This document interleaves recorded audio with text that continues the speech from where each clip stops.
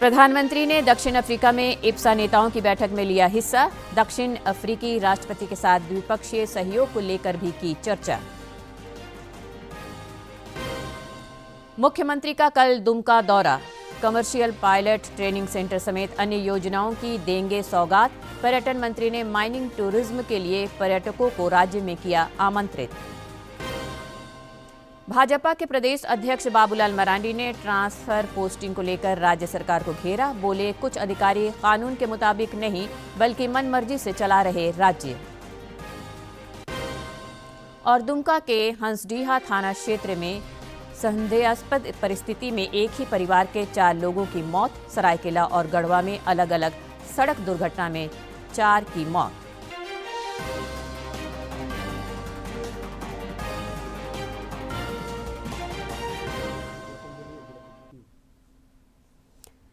नमस्कार, खबरें झारखंड में आपका स्वागत है। मैं हूं रोज उरांव और अब समाचार विस्तार से। प्रधानमंत्री नरेंद्र मोदी ने दक्षिण अफ्रीका के जोहान्सबर्ग में G20 नेताओं के शिखर सम्मेलन में हिस्सा लेने के अलावा विभिन्न देशों के राष्ट्राध्यक्षों से भी मुलाकात कर द्विपक्षीय सहयोग पर विमर्श किया। प्रधानमंत्री ने दक्षिण अफ्रीका में आयोजित 6ठे इप्सा शिखर सम्मेलन में हिस्सा लिया। इस सम्मेलन में भारत, ब्राजील और दक्षिण अफ्रीका के समूह ने आर्थिक, राजनीतिक और सामाजिक सहकारिता पर चर्चा की। मोदी इप्सा सम्मेलन में अब यहाँ उन्होंने शिरकत की है। 6ठा IBC शिखर सम्मेलन ये, जिसमें भारत, ब्राजील और दक्षिण अफ्रीका महत्वपूर्ण साझेदार। तो पीएम ने 6ठे इप्सा शिखर सम्मेलन में लिया हिस्सा। इसकी तस्वीरें हम यहाँ पर देख रहे हैं। 3 बड़े लोकतांत्रिक देशों का ये मंच, इंडिया, ब्राजील, साउथ अफ्रीका।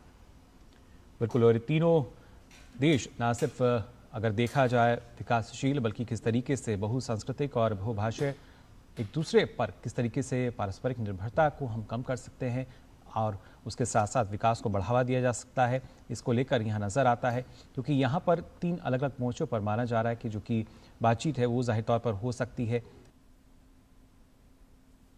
मुख्यमंत्री हेमंत सोरेन कल उपराजधानी दुमका का दौरा करेंगे। निर्धारित कार्यक्रमों के अनुसार वे दुमका में बने पहले कमर्शियल पायलट ट्रेनिंग सेंटर का उद्घाटन करेंगे। इस दौरान वे उपराजधानी को कई अन्य योजनाओं की भी सौगात देंगे। दिल्ली में इन दिनों अंतर्राष्ट्रीय व्यापार मेला चल रहा है। झारखंड इसमें फोकस स्टेट के रूप में शामिल हो रहा है। झारखंड पवेलियन में पतरातू वैली और खनन पर्यटन लोगों के आकर्षण का केंद्र है। इधर पर्यटन मंत्री सुदीव्य कुमार ने झारखंड के माइनिंग टूरिज्म के लिए पर्यटकों को राज्य में आमंत्रित किया है।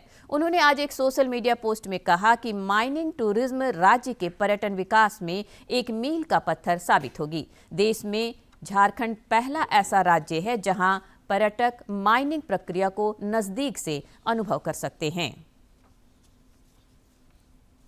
प्रदेश भाजपा अध्यक्ष बाबूलाल मरांडी ने ट्रांसफर पोस्टिंग पर सरकार को घेरा है। उन्होंने एक सोशल मीडिया पोस्ट में आरोप लगाया कि झारखंड के कुछ लापरवाह और तानाशाह अफसर राज्य को कानून के मुताबिक नहीं बल्कि अपनी मनमर्जी से चला रहे हैं। पुलिसकर्मियों के ट्रांसफर पोस्टिंग के तौर तरीकों पर भी उन्होंने सवाल उठाए।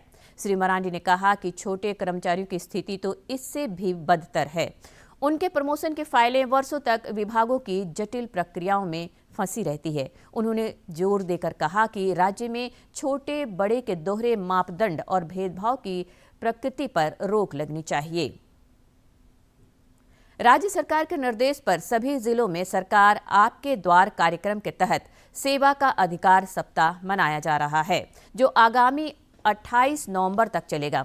इस दौरान रोस्टर वार शिविरों के माध्यम से झारखंड राज्य सेवा देने की गारंटी अधिनियम 2011 में सूचीबद्ध विभिन्न सेवाओं का अधिकाधिक लाभ आवेदकों को दिया जा रहा है। आज भी शिविरों में बड़ी संख्या में लोग पहुंचे। देश में लागू 4 नई श्रम संहिताएं सबका सम्मान, सबकी सुरक्षा की गारंटी के तौर पर देखी जा रही हैं।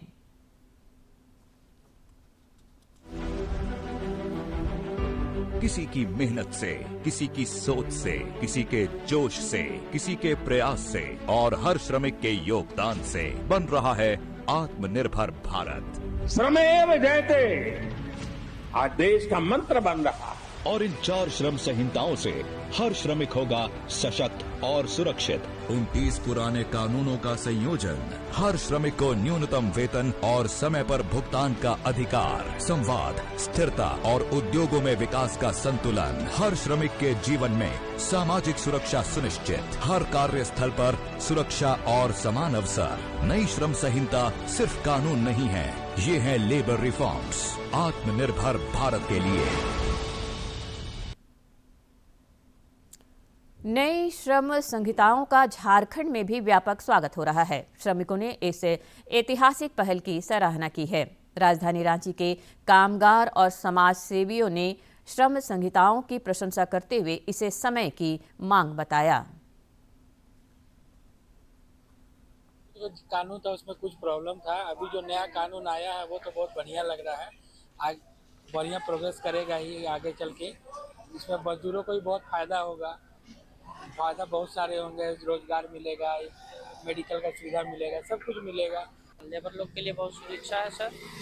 और ये कानून आने से एक चीज़ हो गया है सुविधा कि कोई भी लेबर काम करेगा कहीं पे भी तो परमानेंट काम करने के से सक्षम रहेंगे, हमेशा बढ़िया काम करेंगे। नहीं हटा सकता है और उसका सुविधा भी मिलेगा और ऊपर से उसको गार्डियन भी हो जाएगा, अपना पेमेंट वेमेंट का जो भी उसका है उसको क्लियर होगा। पुराना जो लेबर कानून था वो मतलब बहुत तरह से सक्षम नहीं था।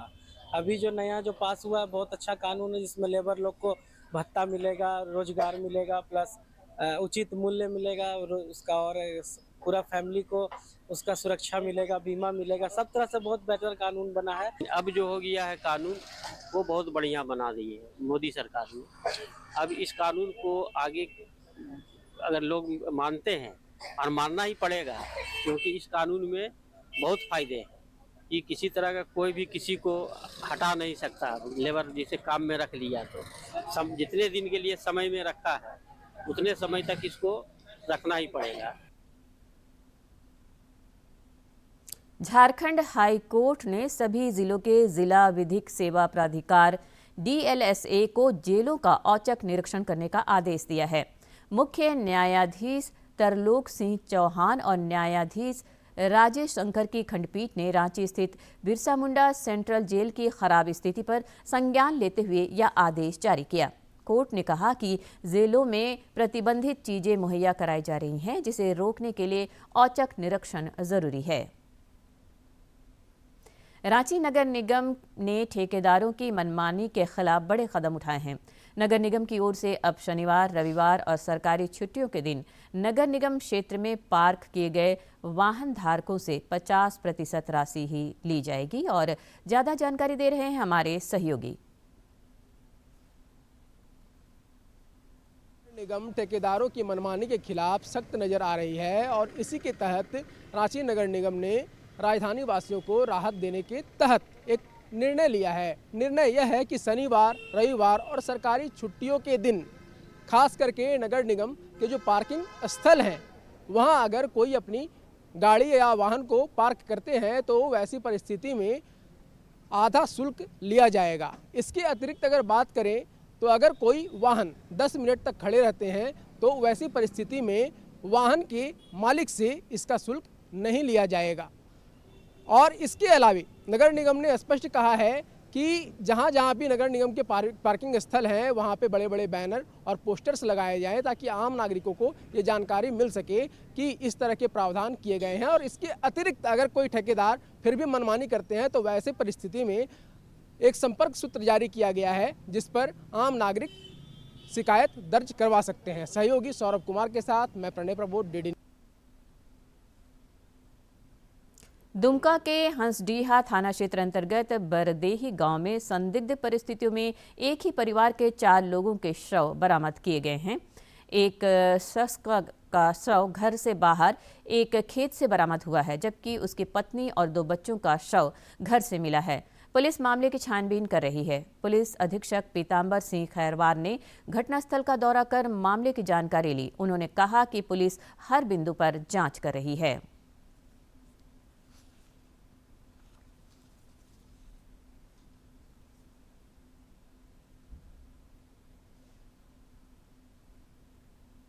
कम हुआ है ना, बाकी परिस्थिति को देखने से लग रहा है कि अपने परिजन को उसके द्वारा ही मार के खुद आत्महत्या कर लिया गया है। क्योंकि छोटी बेटी का लंबे सर से इलाज चल रहा था, अपने मायके में रहती थी। कल ही उसको ले आया है यहाँ नेवान खाने के लिए बोल के। और कुछ आपसी विवाद लोग रहा, 5-6 महीने से वहीं रह रही थी उसकी पत्नी, और कल ही आई है। और उसके लड़के के पिताजी भी यहीं बगल में ही सोए हुए थे। बाहरी लोगों का इसमें हम लोगों को कोई इंतजार ऐसा लग नहीं रहा है।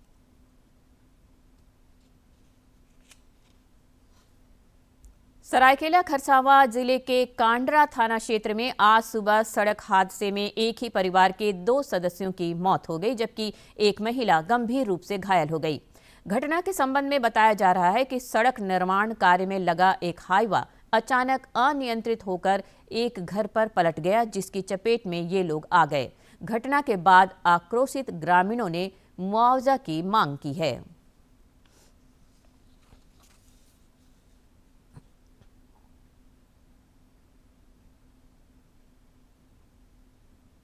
गिट्टी लेके जा रहा था तो घर में पलटी हो गया। उसमें जख्म उसका पिता और उसका बेटी और उसका पत्नी भी, मतलब उस पिता और बच्ची का मौत हो गया, पुत्री का। तो हम लोग ने पता आवाज़ सुना, आवाज़ सुन करके हम लोग दौड़ के आ रहा है, देख रहा है तो पूरा यहाँ से पूरा यह हुआ है। बाद में आदमी लोग को आया, आदमी लोग का आ करके उन लोग को पूरा मट्टी सब हटा रहा है। देख रहा है मेरा भैया पूरा दब हुआ है। गिट्टी लेके जा रहा था तो किसी से वो जो है पलटी कर गया और एक मकान में गिर गया। इसमें से 2-3 आदमी जख्मी हुए। एक पिता पुत्री की मृत्यु हो गई है। जख्मी को हम लोग जो है इलाज के लिए अस्पताल अपने गाड़ी से भेजे हैं। आगे हम लोग देख रहे हैं, इसकी लापरवाही हुई है तो उस पर जो है कानूनी विधि सम्मत हम लोग कार्रवाई करेंगे। इधर गढ़वा जिले के रंका रमकंडा सड़क पर तेज रफ्तार हाईवा ने 2 युवकों को कुचल दिया, जिससे उनकी मौके पर ही मौत हो गई। घटना के संबंध में बताया जा रहा है कि दोनों युवक सेना में भर्ती होने के लिए अभ्यास दौड़ लगा रहे थे। इसी दौरान यह हादसा हुआ।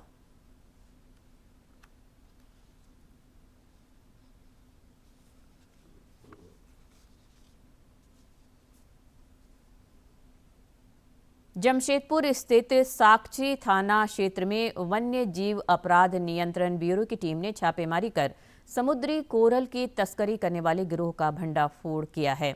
इस मामले में 4 तस्करों को गिरफ्तार किया गया है और इनके पास से 4 किलोग्राम कोरल बरामद किया गया। इस कोरल की कीमत करीब 10 लाख रुपए बताई जा रही है। बताया जा रहा है कि इस कोरल को बेचने तस्कर एक होटल में ठहरे थे। इसी दौरान उन्हें दबोचा गया।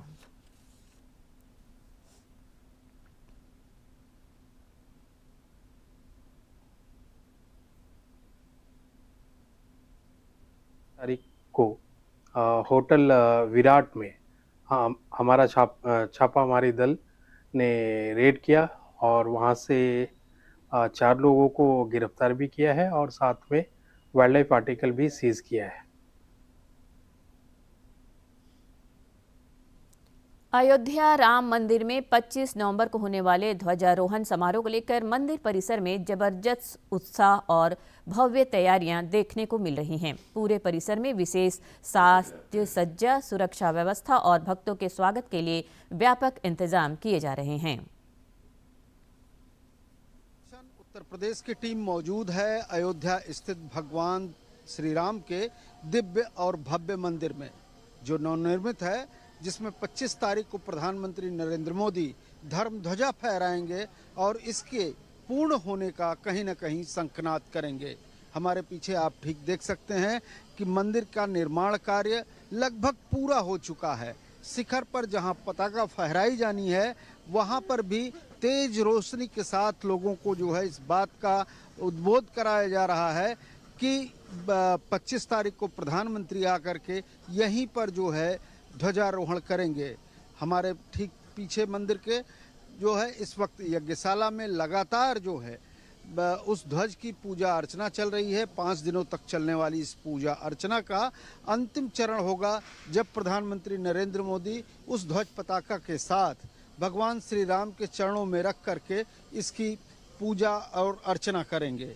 शास्त्रों में यह विदित है कि यदि मंदिर के कपाट बंद हैं और श्रद्धालु वहां पर पहुंचते हैं तो धर्म ध्वजा और कलश के दर्शन मात्र से ही उन्हें इस भव्य मंदिर और भगवान के दिव्य दर्शन के लाभ की प्राप्ति होती है। 25 नवंबर को प्रधानमंत्री नरेंद्र मोदी न केवल भगवान श्री राम के भव्य दिव्य मंदिर पर ही धर्म ध्वजा फहराएंगे बल्कि त्रेता युग के उन महान ऋषियों की भी जो सप्त ऋषि आश्रम बनाया गया है वहां पर भी आकर के हर मंदिर में वो धर्म ध्वजा फहराएंगे। लगभग 7,000 से अधिक अतिथि यहाँ पर उस दिन मौजूद रहेंगे। एक बार फिर से प्राण प्रतिष्ठा के उस अवसर को पाने के लिए लालायित अयोध्या पूरी तरह से सजाई जा चुकी है और इसके साथ ही राम के भव्य मंदिर के निर्माण के बाद इस पूरे मंदिर परिसर को सजाया जा रहा है।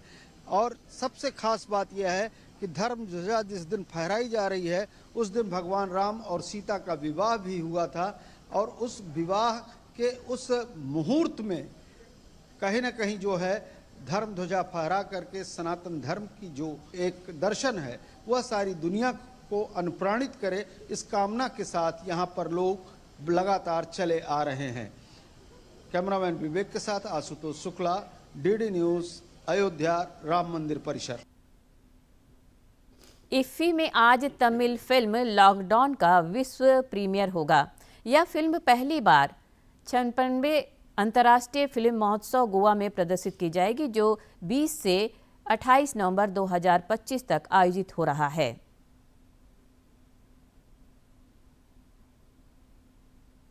राष्ट्रीय फिल्म महोत्सव में आज भारतीय पैनोरमा और अंतर्राष्ट्रीय श्रेणी में बहुप्रतीक्षित गाला प्रीमियर की श्रृंखला आयोजित की जा रही है। भारतीय पैनोरमा के अंतर्गत ARG निर्देशित तमिल फिल्म लॉकडाउन का वर्ल्ड प्रीमियर होगा। इसी के साथ हिंदी फिल्म वध 2 भी अपने वर्ल्ड प्रीमियर के साथ चर्चा में है। अंतर्राष्ट्रीय खंड में भी 2 प्रमुख फिल्मों का गाला प्रीमियर दर्शकों के लिए विशेष आकर्षण का केंद्र होगा। फ्रांस और कोसोवो की संयुक्त प्रस्तुति ओडेसी ऑफ जॉय और उज्बेकिस्तान की इन परस्यू ऑफ स्प्रिंग अपने वैश्विक कथानक और संवेदनशील प्रस्तुति के लिए उत्सुकता का केंद्र बनी हुई है। फिल्म स्क्रीनिंग्स के साथ ही आज महोत्सव में ज्ञानवर्धक मास्टर क्लास और पैनल चर्चाएं भी आयोजित की जा रही हैं। सुप्रसिद्ध अभिनेता अनुपम खेर अपनी प्रेरणादायी master class giving up is not a choice में अपने रचनात्मक सफर और अनुभव को साझा करेंगे। स्वतंत्र सिनेमा के वैश्विक परिप्रेक्ष्य पर केंद्रित विशेष महिला पैनल चर्चा a global narrative through independent cinema भी आज कार्यक्रम का महत्वपूर्ण हिस्सा है। इस सत्र में गोल्डन कोबलेट अवार्ड विजेता अभिनेत्री मीनाक्षी जैन, फिल्म मेकर और नॉर्थ ईस्ट प्रतिनिधि रजनी बसुमतारी सहित कई विशिष्ट पैनलिस्ट शामिल होंगी। इसके अलावा प्रतिष्ठित लता मंगेशकर मेमोरियल टॉक भी आयोजित किया जाएगा। और अब जानते हैं किन बातों के लिए इतिहास के पन्नों में आज का दिन खास है। 23 नवंबर साल 1983 को भारत में पहली बार राष्ट्रमंडल शिखर सम्मेलन का आयोजन हुआ। इस सम्मेलन की शुरुआत राजधानी दिल्ली में भारत की अध्यक्षता से शुरू हुई और इसका समापन गोवा में हुआ। यह राष्ट्रमंडल देशों का 7वां शिखर सम्मेलन था। यह सम्मेलन 29 नवंबर तक चला। इस सम्मेलन में 3 प्रमुख मुद्दों पर चर्चा हुई। अमेरिका द्वारा ग्रेनेडा पर हमला करना, दक्षिण अफ्रीका और क्यूबा की सेना द्वारा नामीबिया पर कब्जा करना और अमेरिका और तत्कालीन सोवियत संघ के बीच परमाणु प्रतिस्पर्धा। राष्ट्रमंडल शिखर सम्मेलन का आयोजन 2 साल में एक बार होता है। 23 नवंबर साल 1904 को अमेरिका के सेंट लुइस में तीसरे ओलंपिक खेलों का समापन हुआ। यह पहली बार था जब ओलंपिक खेल यूरोप के बाहर आयोजित किए गए। जापान और रूस के बीच हो रहे युद्ध की वजह से पूरे यूरोप में तनाव था। इसी वजह से सेंट लुइस जाने की कठिनाई के कारण दुनिया के शीर्ष एथलीटों में से अधिकांश खिलाड़ियों को इस ओलंपिक से दूर रहना पड़ा। खेलों के इस महाकुंभ में शिरकत करने वाले 650 एथलीटों में से लगभग 80% प्रतिभागी संयुक्त राज्य अमेरिका से थे। 23 नवंबर साल 1937 को डॉक्टर जगदीश चंद्र बोस का निधन हुआ। वे भारत के प्रसिद्ध वैज्ञानिक थे जिन्हें भौतिकी, जीव विज्ञान, वनस्पति विज्ञान और पुरातत्व का गहरा ज्ञान था। वे पहले वैज्ञानिक थे जिन्होंने रेडियो और सूक्ष्म तरंगों की प्रकाशिकी पर कार्य किया। साल 1917 में जगदीश चंद्र बोस को नाइटहुड की उपाधि से सम्मानित किया गया। सर जगदीश चंद्र भारत के पहले वैज्ञानिक थे जिन्होंने एक अमेरिकन पेटेंट प्राप्त किया। उन्हें विज्ञान कथा साहित्य का पिता भी माना जाता है।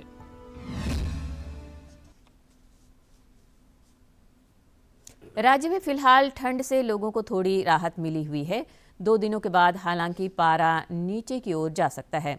मौसम विज्ञान केंद्र ने बताया है कि न्यूनतम तापमान में 2 से 3 डिग्री सेल्सियस तक की गिरावट की संभावना है। राज्य में 29 नवंबर तक आकाश में आंशिक रूप से बादल भी छाए रह सकते हैं। हालांकि मौसम के शुष्क रहने का पूर्वानुमान है। पिछले 24 घंटे के दौरान अधिकांश जिलों में न्यूनतम तापमान 11 डिग्री सेल्सियस से ऊपर रहा। अधिकतम और न्यूनतम तापमान भी लगभग सामान्य के करीब चल रहा है। पिछले 24 घंटे के दौरान लोहरदगा में न्यूनतम तापमान 11.3 डिग्री सेल्सियस रिकॉर्ड किया गया, जो राज्य में सबसे कम रहा। मुंबई में आज WNC नेवी हाफ मैराथन का आयोजन हुआ। इसमें देश भर से हजारों धावक शामिल हुए। इस प्रतिष्ठित आयोजन में अभिनेता सुनील शेट्टी भी भाग लेने पहुंचे और फिटनेस का मंत्र दिया।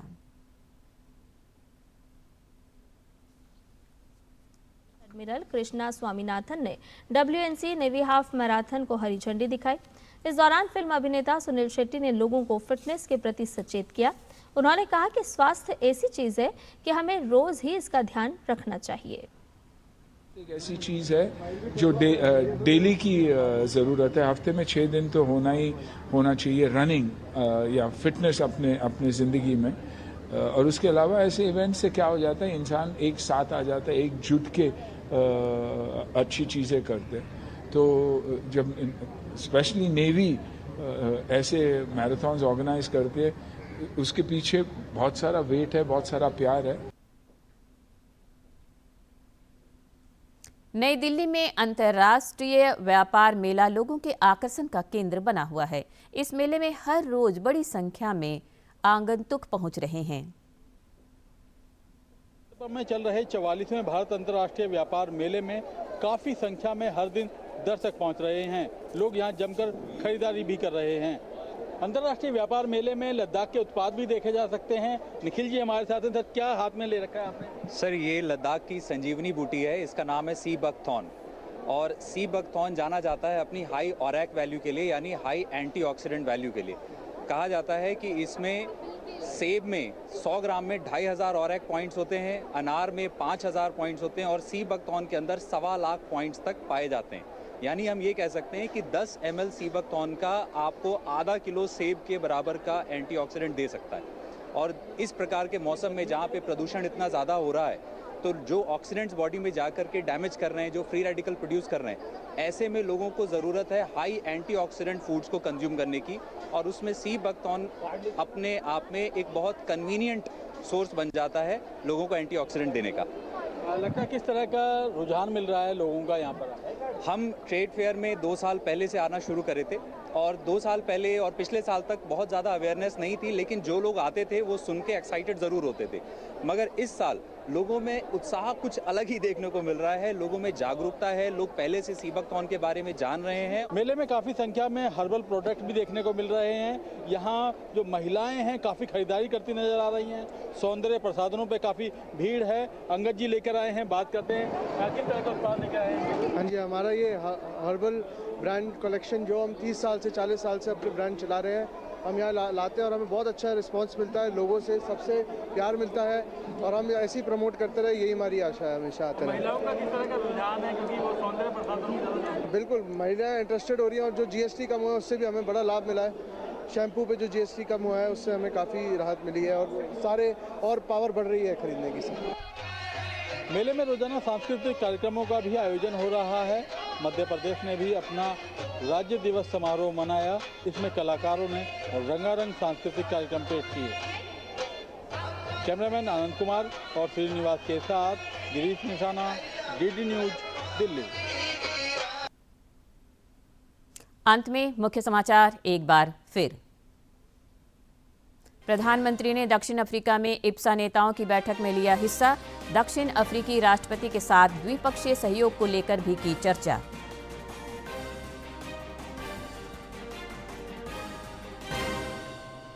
मुख्यमंत्री का कल दुमका दौरा। कमर्शियल पायलट ट्रेनिंग सेंटर समेत अन्य योजनाओं की देंगे सौगात।